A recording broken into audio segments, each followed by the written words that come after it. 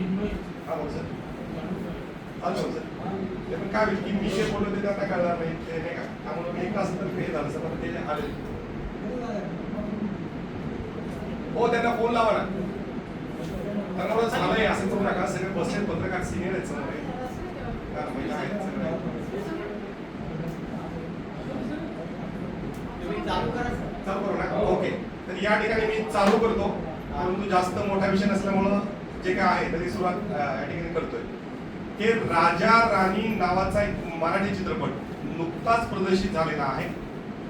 तो चित्रपट प्रदर्शित झाल्यानंतर तो फक्त सूरज चव्हाणमुळे तो गाजला की असं पिक्चर आहे. आणि ते पिक्चर मी बघितल्यानंतर त्यामध्ये एक एंडिंग आहे शेवटची, की ज्या चित्रपटातला हिरो आणि हिरोईन आहे ते एकमेकांना शेवटी गोळ्या मारतात. म्हणजे त्यांच्या घरात जे त्यांचे आई वडील आहेत त्यांचं आपसात वाद असतो की तुमचं प्रेम आम्हाला मान्य नाही.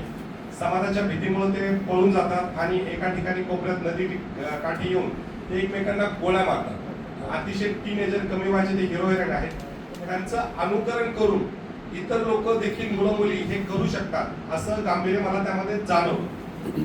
आपल्या लोकांना आठवत असेल बऱ्याच वर्षापूर्वी हम बने तुम बने एक दूजे के लिए कमल हसन आणि रती अग्निहोत्रचा एक चित्रपट आला होता.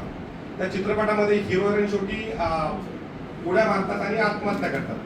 तर त्याचं अनुकरण बऱ्याच लोकांनी केलं. त्यावेळी जवळपास 11 ते 12 लोकांनी आत्महत्या केलं होतं जोडप्यांनी, आणि त्या बातम्या पेपरला सुद्धा आल्या होत्या. तो चित्रपट त्यावेळेस खूप बंद होणार होता, गाजला होता त्यामुळे. त्यानंतर आपण ऐकलं असेल की चित्रपट टीव्ही कुठलंही माध्यम असो त्याचे परिणाम समाजावर पडतात.